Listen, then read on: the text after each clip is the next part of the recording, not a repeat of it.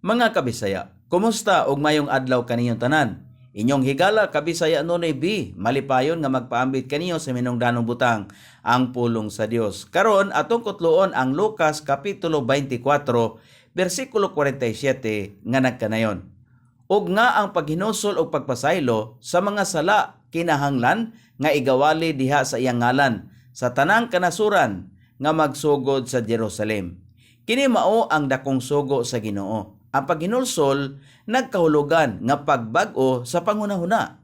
Ang paghinulsol mao ang pagtalikod sa kinabuhi nga atong gipuy-an sukad pa sa atong pagkamatngon og buot nga kalibutanon ug paglakaw diha sa kabag-os kinabuhi. Ibutang ang atong mga sala ilalom sa dugo ni Hesus aron kini mawala ug kita mahugasan sa atong mga sala. Kini nga tanyag dili lamang sa pipila, apan sa bisan kinsa nga gusto nga makabaton og kinabuhing dayon diha ni Kristo. Salamat og maayong adlaw.